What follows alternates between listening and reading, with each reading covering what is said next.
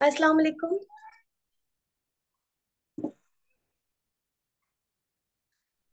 बिस्मिल्लाहिर्रहमानिर्रहीम। अस्सलाम वालेकुम। दिस इज एडवोकेट राउरुस राजपूत और वीडियो कुछ ओपन हो नहीं सकती, उसके लिए बड़ी माजरत। कुछ मेरी तबीयत भी ठीक नहीं है और लास्ट वाला लेक्चर हमारा हो नहीं सका था, कुछ मिसकम्युनिकेशन थी, कुछ इंटरनेट का प्रॉब्लम था। तो आज का जो हमारा टॉपिक है वो बहुत ही डिफरेंट टॉपिक है और इस पर शायद लोग कभी ज्यादा डिस्कस भी नहीं करते, क्योंकि उनकी ज्यादातर प्रैक्टिस नहीं होती है। हमारी मुलाकात ऐसे एडवोकेट से नहीं होती जिनकी प्रैक्टिस इस लॉ में हो। तो ये लॉ जो है ऑब्वियसली उनके लिए ज्यादा आसान होगा जो इसमें प्रैक्टिस करते हैं, जो एडवोकेट्स, उनके लिए ज्यादा आसान है। या जो इसको इससे बहुत ज्यादा रिलेटेड है इस लॉ से, वो लोग इस लॉ के बारे में ज्यादा जानते हैं। हम बात करेंगे आज मैरी टाइम लॉ के बारे में। और मैरी टाइम लॉ बेसिकली, मैं थोड़ा सा यहाँ पे क्लियर करना चाहूंगी कि जो मैरी टाइम लॉ है उसे हम एडमायरल्टी लॉ भी कहते हैं। देखिए, सबसे पहले तो हम ये जानेंगे कि लॉ क्या होता है। What is law? जब भी हम ये सवाल करते हैं कि व्हाट इज लॉ, तो अक्सर लोगों से हम सुनते हैं, आम लोगों से, पब्लिक से, कि law is rules and regulations. It governs the, the public, the violation, and who the person who does the violation of that law will be punished. तो ये एक चीज है जो कि आम लोग कहते हैं, लेकिन हम अगर कॉन्सेप्ट देखें इस चीज का कि जो बेसिकली लॉ है, नो डाउट कि वो रूल्स एंड रेगुलेशंस ही है, लेकिन क्या ये आम लोगों के लिए वर्ड ठीक नहीं है? हम जो एडवोकेट्स हैं या जो लॉ से रिलेटेड हैं या जो स्टूडेंट्स हैं, क्या हम ये कह सकते हैं कि law is an order by the superior political person to the inferior political person? के एक सुपीरियर जो पर्सन होता है वो ऑर्डर करता है एक इंफीरियर पर्सन को कि उसे क्या करना है, और अगर उसकी वॉयलेशन हो जाती है तो फिर क्या होता है कि उसे पर्सन को पनिश किया जाता है। इसी तरीके से जब कानून जब बिजनेस डेवलप हुए और बिजनेस वसी हो गए, तो क्या हुआ कि कानून भी वसी हो गया, नए कानून बनाए गए उस बिजनेस के हवाले से। जैसे कि अगर हम कॉर्पोरेट लॉ की बात करते हैं, तो पहले से कंपनी लॉ कहा जाता था, फिर जैसे जैसे बिजनेस बढ़ते चले गए वैसे वैसे तमाम जो है लॉज भी हमारे वसी होते चले गए। अब जो शिपिंग का एक जो है वो बिजनेस ही है। हम जो लैंड है, तमाम कंट्रीज डिफ्रेंशिएट करते हैं कि हमारी सरहद कौन सी है। इसी तरह से जो आसमानी सरहदें होती हैं उनको भी डिसाइड किया जाता है कि आसमानी सरहदें कौन से कंट्री की कहाँ तक है, उसकी लिमिट्स क्या है। और उससे आगे अगर कोई पर्सन आता है तो वो वॉयलेशन कर रहा है, और अगर वो वॉयलेशन करता है तो उसके लिए जो कानून बनाया गया है उसके मुताबिक उसे सजा दी जाएगी। इसी तरह से हम पानी के हवाले से अगर बात करें, जैसे लॉ ऑफ सी भी कहा जाता है, तो वो भी बनाया गया इंटरनेशनली कि जहाँ पे ट्रीटीज की गई, जहाँ पे कॉन्ट्रैक्ट्स किए गए एक नेशन के दूसरे नेशन के साथ, यानी नेशनल वर्सेस इंटरनेशनल ट्रीटीज हुई, कुछ एग्रीमेंट्स हुए, कुछ कॉन्ट्रैक्ट्स हुए, जिसमें ये ध्यान रखा गया कि आपकी सरहद कितनी है और हमारी सरहद कितनी है। इसके अलावा मैरीटाइम लॉ को हम एडमायरल्टी लॉ भी कहते हैं, यानी कि जो गवर्न करता है शिप्स के हवाले से, जो इन्वॉल्व होती हैं चीजें शिपमेंट्स के हवाले से। यानी कि उसमें कार्गो आपका आ गया, आपके जो शिप्स हैं वो जिस चीज में डील कर रही हैं, या तो वो कार्गो में डील करेंगी, वो पैसेंजर्स को कैरी करने में डील करेंगी, या गुड्स को कैरी करने में डील करेंगी। कोई ऐसी चीजें जो कि समुद्री रास्तों के थ्रू मंगवाई जाती हैं, या तो डोमेस्टिक या फिर इंटरनेशनल, दो तरह के पार्ट्स में आपका ये लॉ होता है। Basically maritime law is a branch of an international law. International law is a group of laws put together by customs and treaty that is legally binding on people. ये customs और treaties मतलब आपके agreements होते हैं आपस में, उनको deal करता है। और ये हर नेशन पे और हर इंसान पे वाजिब है और फर्ज है कि उसे इस लॉ की वो उसके लिए बाउंड है कि जो लॉ उसे बताया गया है उसके तहत ही वो काम करेंगे। अच्छा, अब एक चीज के बहुत सारे लोग समझते हैं कि मैरी टाइम लॉ जो है वो हमारे इंटरनेशनल चीजों को डील करता है। तो यहाँ पे मैं थोड़ा सा बताऊं कि जो आपका मैरी टाइम लॉ है वो कंसिस्ट करता है तकरीबन बॉडी ऑफ लॉज को कंसिस्ट करता है, लेकिन उसमें चीजें आ जाती हैं आपकी जो कन्वेंशन है या आपकी ट्रीटीज है that govern the international and private business. अब वो प्राइवेट बिजनेस के हवाले से डील कर रहे हैं। जैसे मैंने आपको बताया कि जैसे जैसे बिजनेस बढ़ते हैं लॉज भी बनते हैं, तो हमारे पास भी लॉज मौजूद है, क्योंकि ये जो शिपमेंट का काम है या कार्गो का है या पैसेंजर आ रहे जा रहे, दैट इज अ ट्रेड और अ बिजनेस। तो वो बिजनेस के हवाले से, मर्चेंट्स के हवाले से डील हो रहे हैं यहाँ पे। या पानी के अंदर जो ऑफेंसेस होते हैं, जो क्राइम्स होते हैं, उनको भी मैरिटाइम लॉ जो है वो कवर करता है। लॉ ऑफ सी डील करता है इंटरनेशनल वाटर्स पर, जो कि पब्लिक इंटरनेशनल लॉ कहलाता है, या फिर हम उसे कह सकते हैं the law of the C.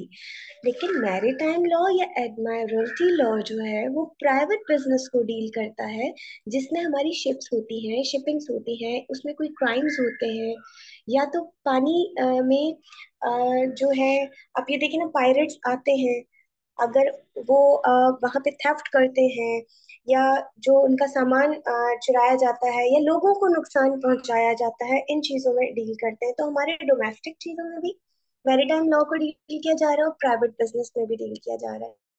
International conventions के हवाले से भी मैं बात करना चाहूंगी कि एक हमारी सोलेस कन्वेंशन हुई थी। सोलेस कन्वेंशन बेसिकली एक इंटरनेशनल कन्वेंशन थी, तो 1974 में हुई थी। उसमें क्या था कि ट्रीटीज के हवाले से जिक्र किया गया था कि सेफ्टी ऑफ मर्चेंट शिप्स, यानी कि उसमें शिप्स की सेफ्टी के लिए बताया गया था कि किस हवाले से क्या चीजें, ये उन्होंने चार जो पांच चीजें रखी, उसमें ये था कि शिप्स की सेफ्टी कैसे होगी। ये तमाम कन्वेंशन सिर्फ और सिर्फ शिप्स से रिलेटेड थी, लोगों से रिलेटेड नहीं थी। उसके बाद मार्पोल कन्वेंशन, MARPOL, ये मार्पोल कन्वेंशन थी।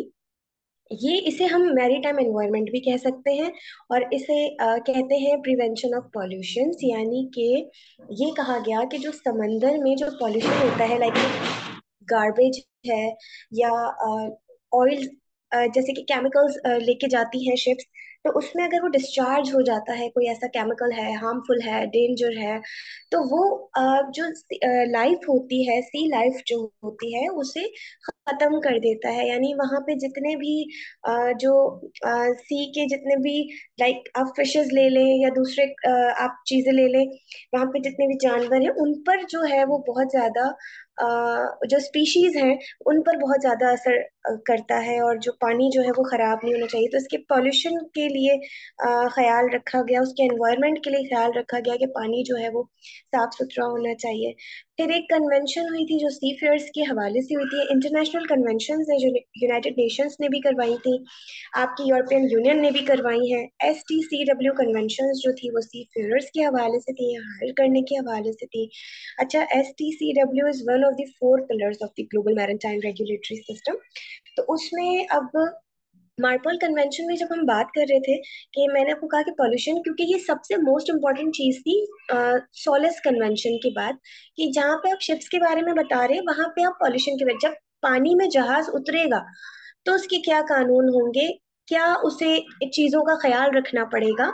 तो उसमें ये बताया गया था कि एक तो डेंजरस लिक्विड्स जो होते हैं, जो केमिकल्स होते हैं, वो बल्क कंडीशन में नहीं कैरी कर सकते, क्योंकि उसकी वजह से बहुत ज्यादा प्रॉब्लम्स क्रिएट हो जाएंगी। इसके अलावा जो कचरा फेंका जाता है पानी में, वो मना किया गया कि शिप्स में, कि शिप्स जो है वो पानी में किसी भी किस्म के जो गार्बेज है वो नहीं फेंक सकती। तो यहाँ पे इन चीजों के हवाले से बात की गई थी। ये हमारी हो गई वो कन्वेंशन जो कि इंटरनेशनल कन्वेंशन थी। थोड़ा हम आते हैं अब मैरीटाइम कन्वेंशन की तरफ।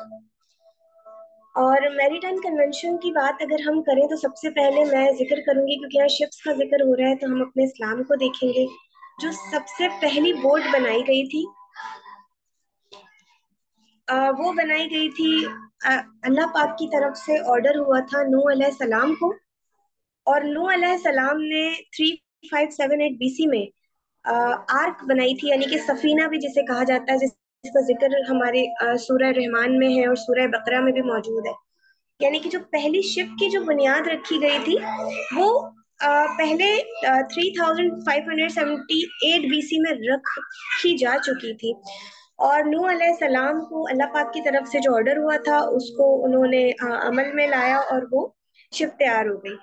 अब शिप्स आई तो अब ये नेशंस के बीच में एक लेवल क्रिएट करती हैं इंटरनेशनली। इनका काम क्या होता है? या तो शिप्स का काम है ट्रांसपोर्ट करना।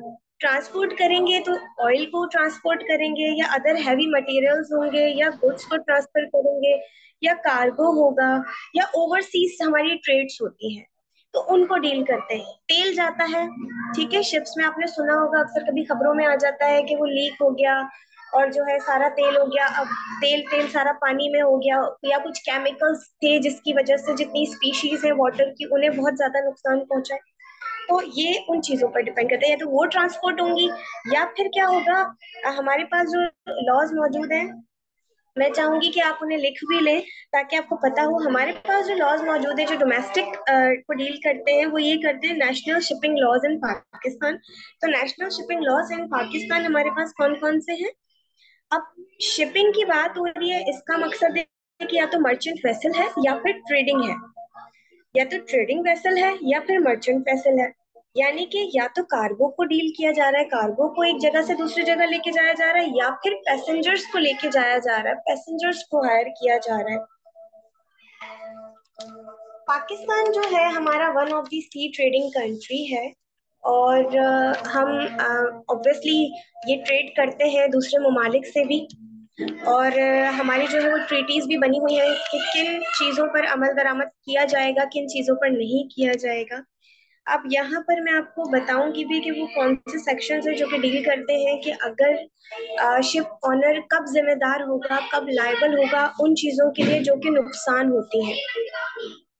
यहाँ पे हमारे पास जो मौजूद है वो है Karachi port trust act 1886। Karachi port trust act 1886 जो है वो डील करता है या डिफाइन करता है, हम कहते हैं लिमिट्स ऑफ पोर्ट्स को।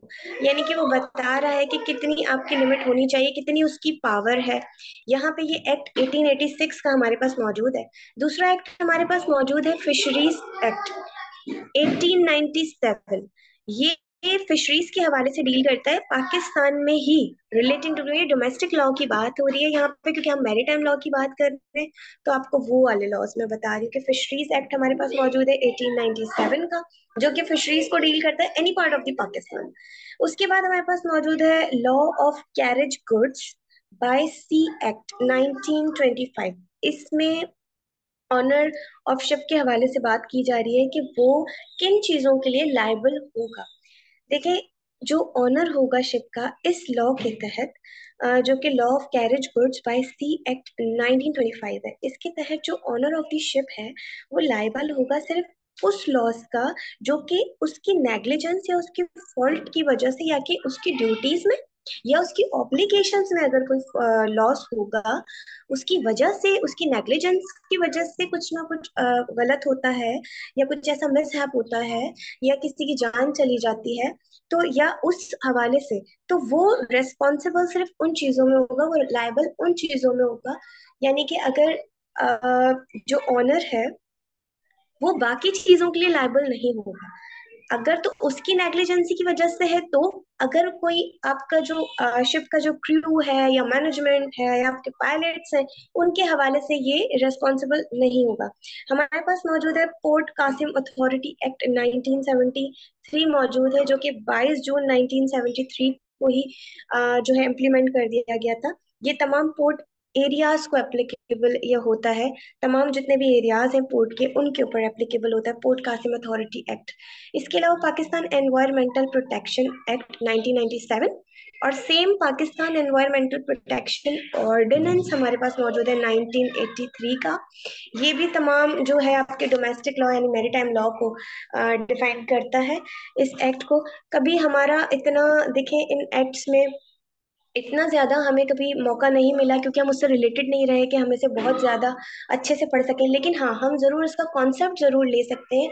और मेरी कोशिश ये होती है कि आपको एक कॉन्सेप्ट दिया जाए कि बेसिकली मैरिटाइम लॉ है क्या। तो हम एक कॉन्सेप्ट के हवाले से बात कर रहे हैं। ये कुछ डिफरेंट हमारे पास एक्ट्स और ऑर्डिनेंस है, ये उनके हवाले से बात हो रही है। हमारे पास एक और ऑर्डिनेंस मौजूद है जो कि बड़ा इंपॉर्टेंट है, वो है पाकिस्तान मर्चेंट शिपिंग ऑर्डिनेंस 2001 हमारे पास मौजूद है, जो कि इन्वॉल्व होता है carriage of goods by sea act 1925। Hague rules के मुताबिक ये चलता है।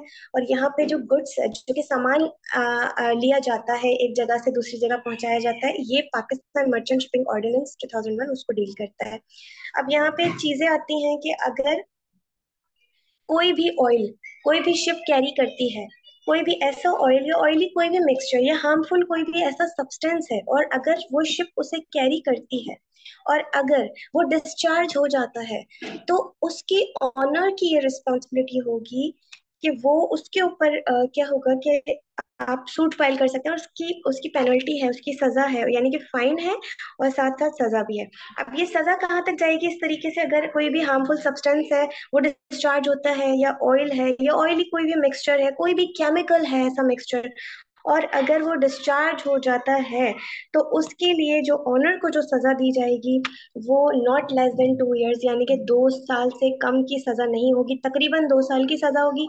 साथ ही उसको फाइन भी किया जाएगा $50,000, जो कि एक्सटेंड एक्सटेंड हो सकता है $1 million तक। ये डील करता है सेक्शन 554 से 555 तक। ये कुछ इंपॉर्टेंट मुझे सेक्शन लगे क्योंकि इसके अंदर पनिशमेंट्स थी, तो इसलिए मैंने कहा कि मैं इसे डिस्क्राइब कर दूं। चैप्टर 43 में ये हम बात कर रहे हैं पाकिस्तान मर्चेंट शिपिंग ऑर्डिनेंस 2001 की। उसमें हम बात करेंगे, दूसरा हमारे पास मौजूद है गवादर पोर्ट अथॉरिटी ऑर्डिनेंस, हमारे पास मौजूद है 2002। और दूसरा एक और है सिंध एनवायरमेंट प्रोटेक्शन एक्ट 2014। ये भी जो एक्ट्स हैं तमाम जो है वो मैरीटाइम में डील करते हैं पाकिस्तान के हवाले से, कि आप डोमेस्टिक लॉस को किस तरह, जो शिपिंग आपकी काम करेंगी डोमेस्टिक को किस तरह से करेंगी, उनकी डील करते हैं। अगर कोई क्राइम होता है उन पर डील किया जा रहा है, ट्रीटीज है आपस में, कोई प्राइवेट बिजनेस हो रहा है उनको डील किया जा रहा है। एडमायरल्टी लॉ या मैरिटाइम लॉ जो है, ये वो बॉडीज हैं लॉ की जो कि क्वेश्चन ऑफ ऑफेंस पे काम करती है। कोई ऐसा ऑफेंस हो रहा है, it is a body of both domestic governing maritime activities या फिर private international law governing relationships हो बिटवीन द प्राइवेट एंटिटीज, ये उनको भी डील करता है। शिपिंग का मकसद यानी कि वेसल्स हो गया है। और यहाँ पर जो है ओशंस के बारे में मैंने आपको बताया कि इंटरनेशनली ये बॉर्डर लाइंस होती हैं, कि किस तरीके से इसको आपस में आप डील कर सकते हैं। जैसे लैंड्स को डील किया जाता है कि किसकी कंट्री कहाँ तक है, उसी तरीके से वो इंटरनेशनल लॉ, यानी कि जिसे हम सी लॉ भी कहते हैं और पब्लिक इंटरनेशनल लॉ भी कहते हैं, तो वो लॉ ऑफ द सी को डील करता है। ये लॉ ऑफ सी से जो है डिस्टिंग्विश है एडमायरल्टी या मैरीटाइम, दोनों एक ही बात है। एडमायरल्टी लॉ या मैरीटाइम लॉ दोनों एक ही बात है, लेकिन ये डिस्टिंग्विश है किससे, लॉ ऑफ द सी से।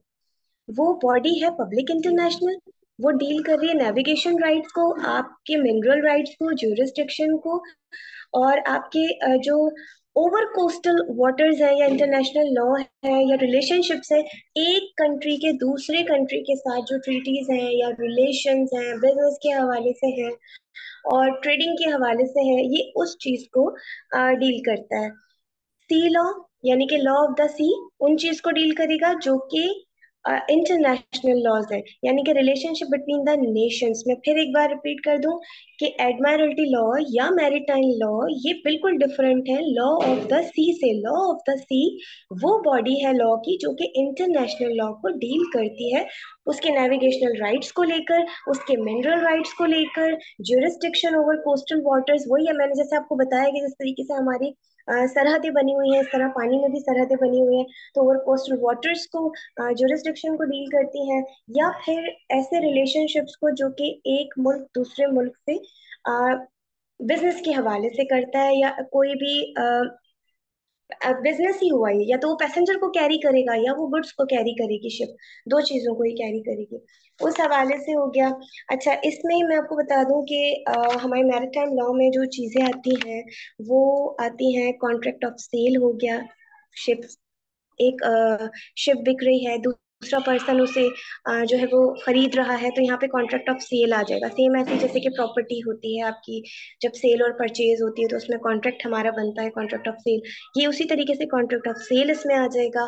कॉन्ट्रैक्ट ऑफ सर्विसेज भी होती हैं, जैसे कि हमारी सर्विसेज हैं। अब हर जगह दो चीजें होती है ना बिजनेस में, या तो आप कोई कोई गुड सेल करते हैं या आप सर्विस अपनी सेल करते हैं। जैसे एडवोकेट्स हैं तो वो अपनी सर्विस दे रहे हैं, तो इसी तरीके से कॉन्ट्रैक्ट ऑफ सर्विसेज आ गया। इसमें जो डील करेगा कॉन्ट्रैक्ट ऑफ लीज भी डील कर सकता है।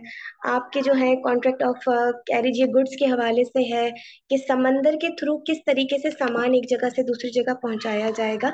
अगर कोई लॉस होता है इस तरीके का, अगर किसी को इंजरी होती है तो उसकी जो मेडिकल है या मेंटेनेंस है उसकी किस तरीके से प्रोवाइड की जाएगी, ये भी हमें कॉन्ट्रैक्ट ऑफ इंश्योरेंस बताता है। तो इसमें कॉन्ट्रैक्ट ऑफ इंश्योरेंस का एक बड़ा अमल दखल है कि मैरिन इंश्योरेंस है वो डील करता है इन तमाम चीज़ों को, जो कि हमारा कॉन्ट्रैक्ट ऑफ इंश्योरेंस कहलाता है। इसके अलावा कॉन्ट्रैक्ट ऑफ एजेंसी है, कॉन्ट्रैक्ट ऑफ प्लेज है। सेम वही जैसे कॉन्ट्रैक्ट ऑफ प्लेज, और हमने अपना बिलमेंट के बारे में भी पढ़ा है, वो यहाँ पे भी चीज़ होगी, क्योंकि ये भी एक तरीके से बिजनेस ही है।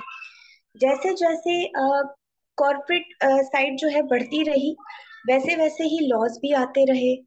कुछ लॉज इम्प्लीमेंट होना तो ये कि जो बने हुए थे उनको एक तरीके से तरमीम भी उनमें की गई उसमें, और जो ऑल्ट्रेशन भी उसमें की गई है, और जो नहीं बने हुए थे उन पर काम किया गया और उन लॉज को बनाया गया। अब यहाँ कॉन्ट्रैक्ट ऑफ हायर आ गया है।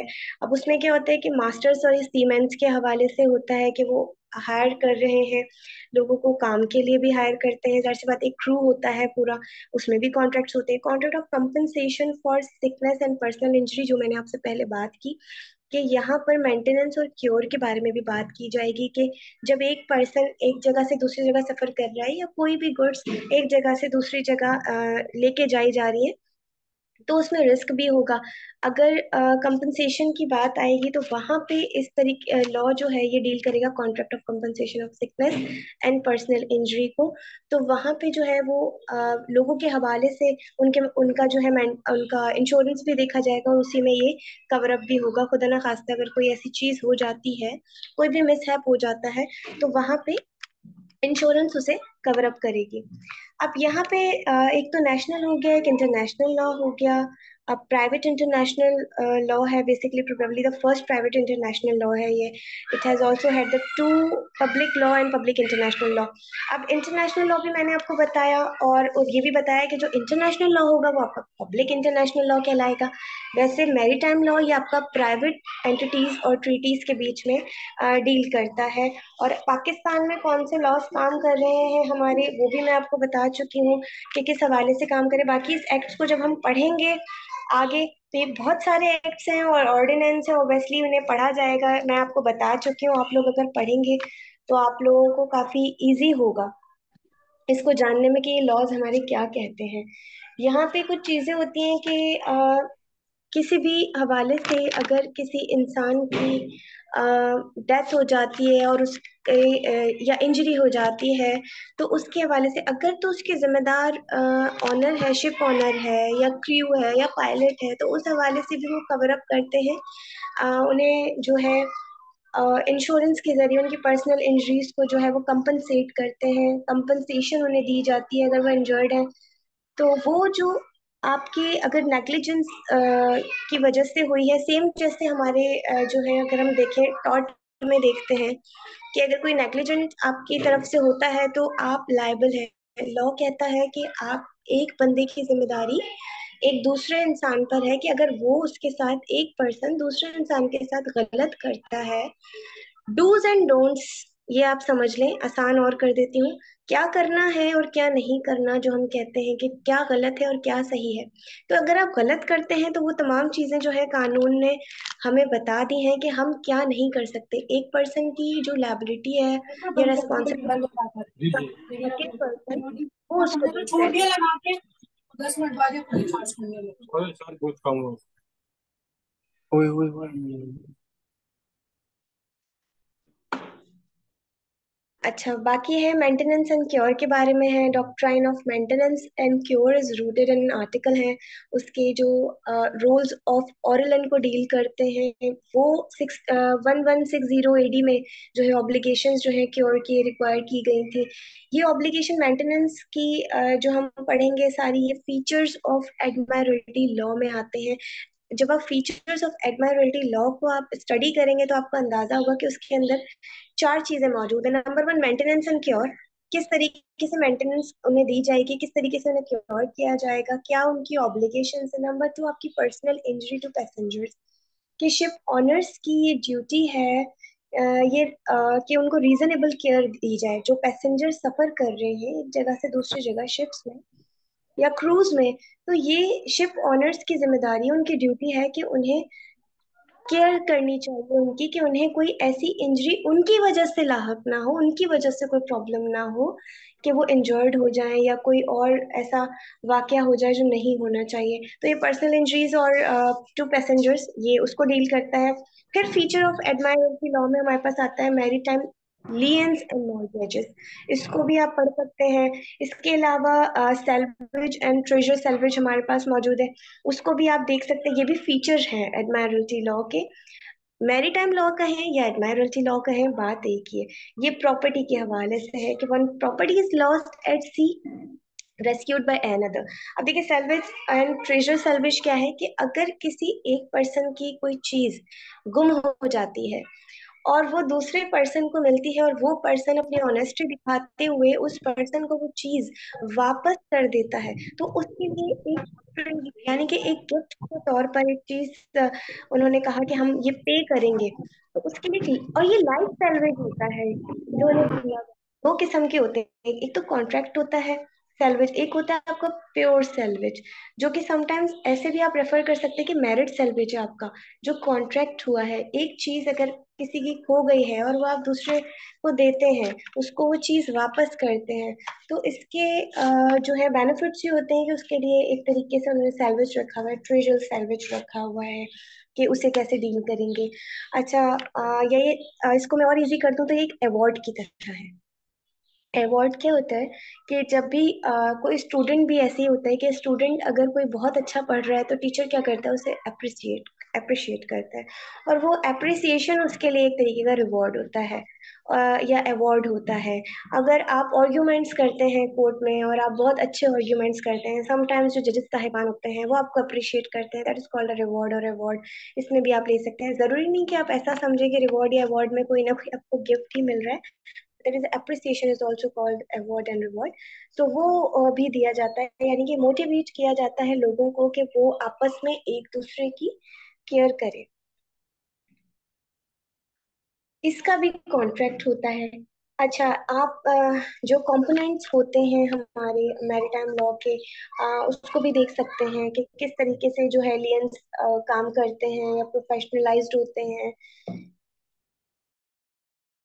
वेसल्स के हवाले से। क्योंकि हम ये सिर्फ एक ओवरव्यू ले रहे हैं, I am basically not connected और not involving with the maritime law, but मेरी कोशिश ये रही है कि आपको वो तमाम चीजें क्लियर कर सकूं कि मैरिटाइम लॉ बेसिकली है क्या, क्योंकि थोड़ा सी के हवाले से रिलेटेड है ये, और उसमें मैंने आपको बताया है कि इतनी जो एडवोकेट्स उसमें प्रैक्टिस कर रहे हैं डेफिनेटली वो जानते होंगे, लेकिन बीइंग अ पाकिस्तानी हमें हमारी ट्रीटीज के बारे में, जिस तरह लैंड्स के बारे में पता है, तो पानी के बारे में भी पता होना चाहिए कि किस तरीके से शिप्स काम करती हैं या उसमें जो क्राइम्स होते हैं उसमें क्या होता है।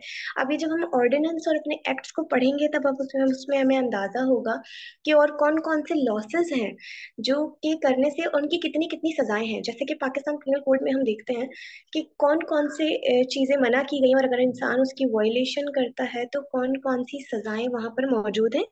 इसी तरीके से जब हम इसके एक्ट्स को या ऑर्डिनेंस को पढ़ेंगे तो फिर हमें अंदाजा होगा। जैसे अभी मैंने आपको सेक्शंस बताए थे कुछ, दो तीन सेक्शंस मैंने आपको बताए थे, क्योंकि उसके अंदर एक सजा के तौर पे मौजूद था। सेक्शन 554 था, 556 था, 556 है। इसमें आपको बताया जा रहा है कि लेकिन ये शिप ऑनर के बारे में बात की जा रही है, तो उसमें हम ये बात कर रहे थे। अच्छा, दूसरी चीज ये कि बड़ा अच्छा होगा कि मैरीटाइम लॉ पे एक और भी कोई लेक्चर रखा जाए, और कोई दूसरे एडवोकेट भी इस पर लेक्चर दें, जिनके जो है मुझसे ज्यादा जो जानते हो। तो बड़ा अच्छा लगेगा हमें और ज्यादा जानने के लिए। बट ओवरव्यू ये था, कंक्लूजन अब हम आते हैं कंक्लूजन पे, कि number one, maritime law is also called और is also known as admiralty law. और ये टोटली जो है वो अ, दो दो किस्म का है, सिस्टम को चला रहा है, एक पब्लिक और प्राइवेट चला रहा है। लेकिन ये पब्लिक इंटरनेशनल लॉ यानी कि द लॉ ऑफ सी से डिफरेंट है। ये द लॉ ऑफ सी यानी कि इंटरनेशनल लॉ में नहीं आता। ये डोमेस्टिक लॉ की बात कर रहा है, लेकिन बात कर रहा है इंटरनेशनली। अगर बिजनेस प्राइवेट इंटरनेशनल बिजनेस के बारे में बात कर रहा है, ये पब्लिक इंटरनेशनल बिजनेस के बारे में बात नहीं कर रहा। फॉर एग्जाम्पल, जैसे कि हम कहते हैं कि common law versus civil law.